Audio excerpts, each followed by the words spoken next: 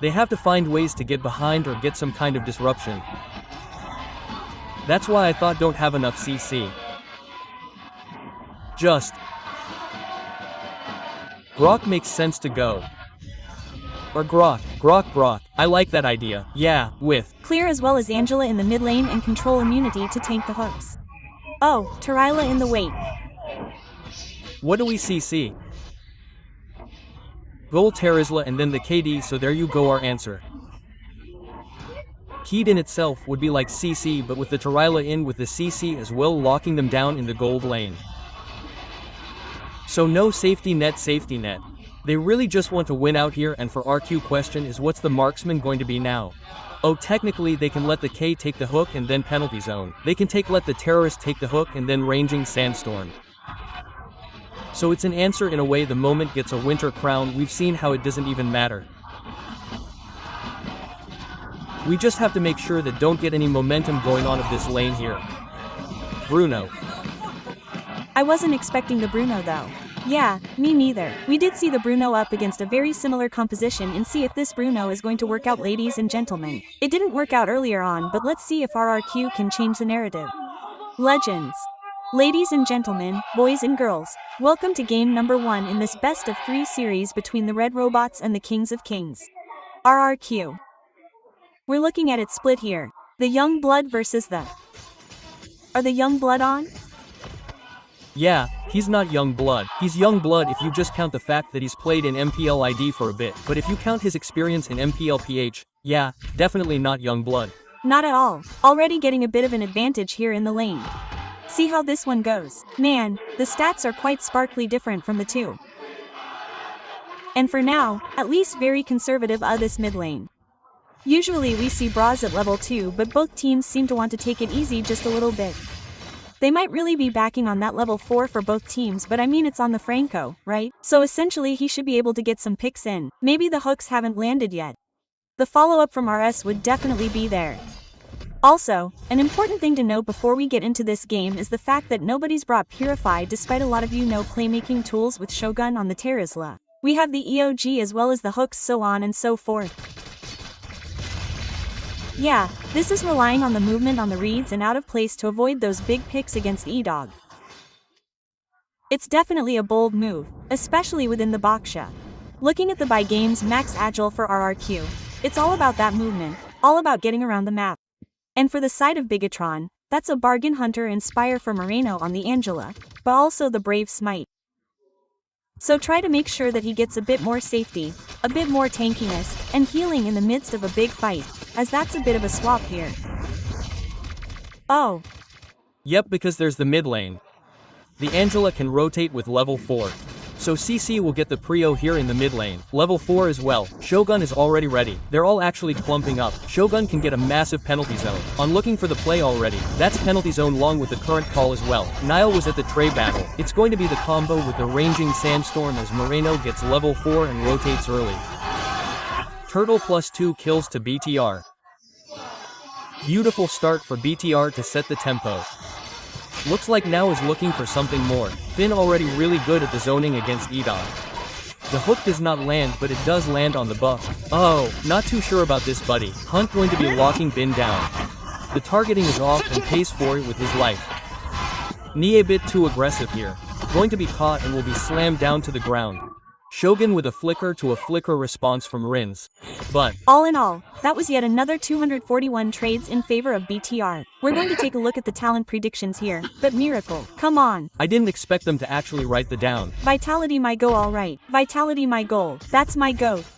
We got to hey, Mr. Pulung, by the way, dude, for once is a rare occasion. But me and Mr. Pulong don't always see either eye when it comes to the votes. The thing is Papulong always votes for the underdog. I know, exactly. That's the exact point I'll make. And the underdog usually loses, always the case. We have to wait and see, man. But, yeah, getting aggressive, but you mentioned that, with the Franco, they should have been going for a lot of these earlier fights instead, but RRQ, they waited for the level 4, and Bigetron definitely got the better move. And even though they left toy farming on the top side, and came out of that with more gold, cause he's able to secure more buffs. I believe more gold buffs in the lane, has a 300 gold advantage, which isn't crazy. but considering he rotated and participated in the fight, got a kill and an assist, not looking all that good for Toy either. And Honor Bruno, you would want to kind of look for that early game, right? So, the fact that he's playing from behind, we can see already the support coming from Ito, maybe perhaps looking to try and feed Toy. Soin's also rotating towards his top side, and so is Rin. Are they looking for something? Will they be able to get it though? It's a turtle angle for both teams. Edic, what's the move here? So many threats. Oh, his zone iron hook as well. That's the hard part coming out well. That's going to be the way you Sandstorm doesn't land Dark Waves landing on everybody but he gets melted down. He up with the flicker, the bloody hunt. Locking Nile down right now as they go for more damage and M gets away with the vengeance. And now it's Nile who walks back up with the miss, but Nile doesn't have the beat and will be on looking for the last pick on Arc, can't get it. Toy getting the kill back. Nile looking for the stacks. No electrifying beats still. Shogun going for the damage. It will be electrifying beats and the take on the turtle as Shogun gets away with a flicker out. There was a 1-for-1 trade. All in all, BTR is going to be able to pick up that turtle because Susujin was the one that was down. So at the very end of it, it was worth it. But they had to lose some amount in the process.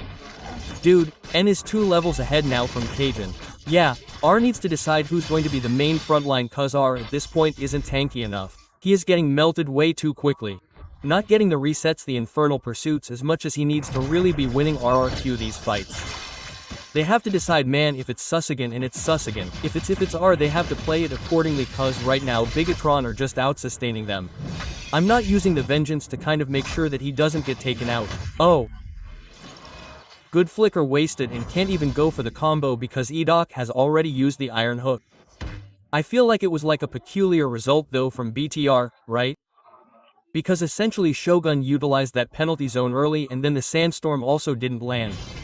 So those were 2 big resources that didn't hit and yet BTR was still able to get value out of that team fight. The targeting and the way RQ were fighting wasn't really ideal and not to mention missed that big dark wave there.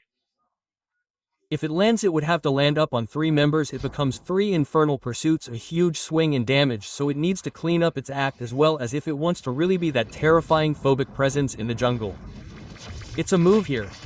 Sujujin, we don't get the iron hook, but I don't think you want to go for the bloody hunt there, Sandstorm. It comes out a few flickers like Toy already. That's a traction PS coming down. That's a bloody hunt locking him down with the winter crown as well. But now it still has a hard car though. Rez will jump her out and get all those infernal pursuits. Moreno with a healing.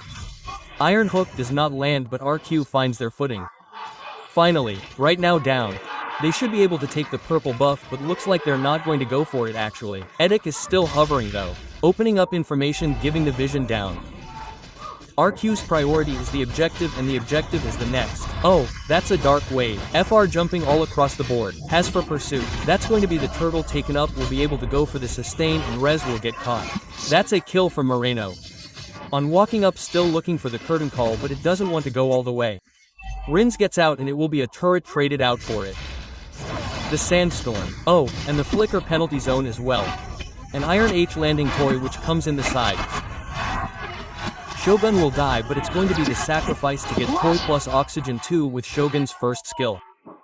That's crazy. 2-for-2 trade XPRO for Gold and Jungle. I would say that's worth it for BTR. Worth it. They wanted to get something more to punish RRQ for getting that turtle and they did. Makes sense, man. But again, the longer the game goes with more items, Pikachu is relying a lot on basic damage to win these fights out.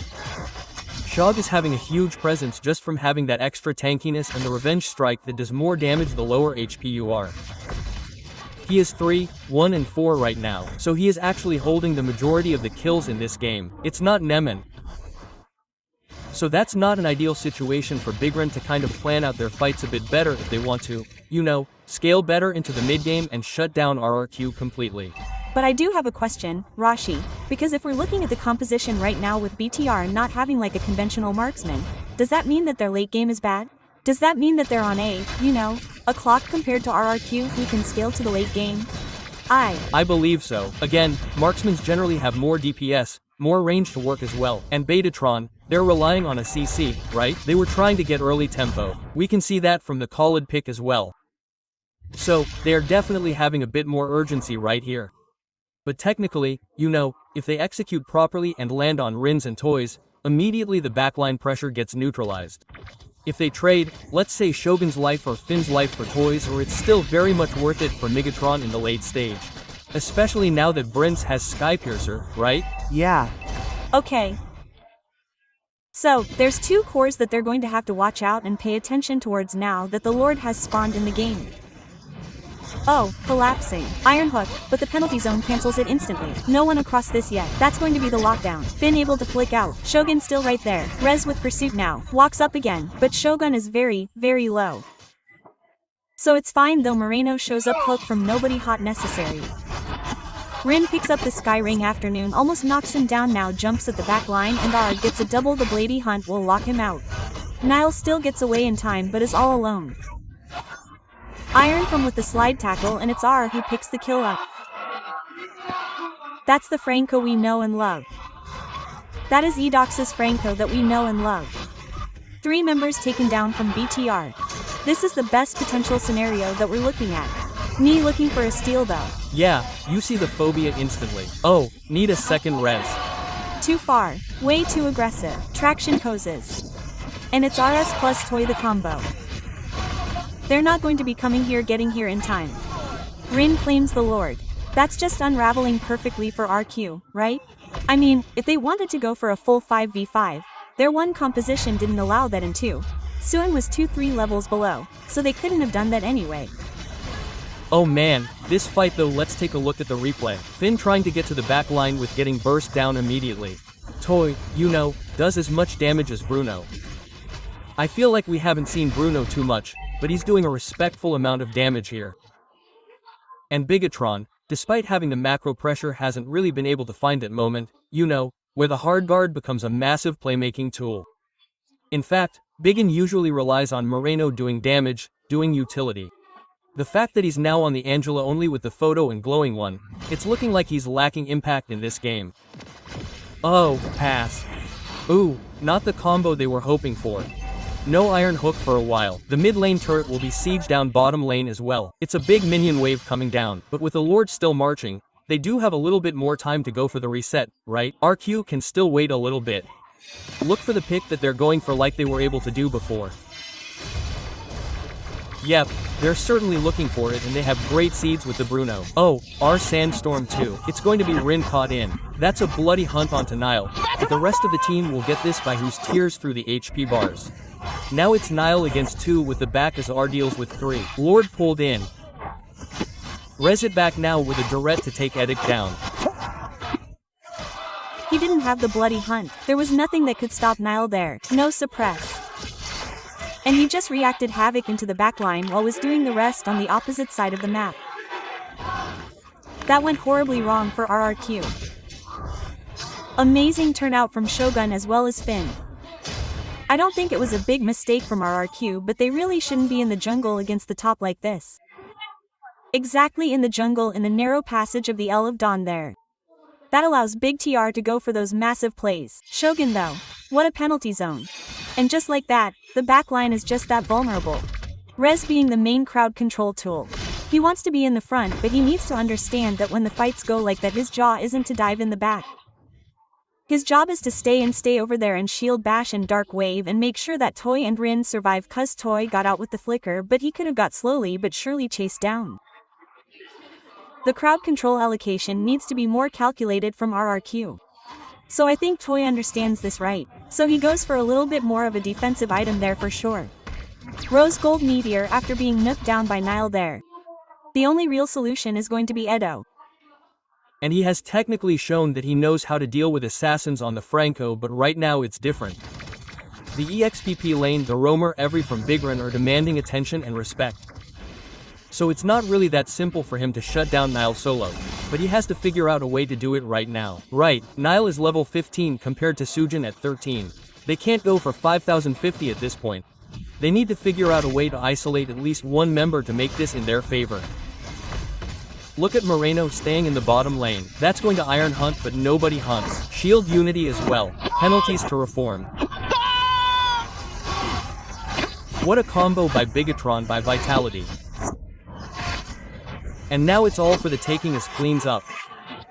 Finn is in the back. Sidon cannot deal with him. Can he land a hook though? It's ridiculous. It's ridiculous. No purifies. There, going to be able to make this combo once again. 3 members are off the board for the Kings of Kings. And you're right, it's looking like the end. The current call electrifying beats Big John looking for E-Dog.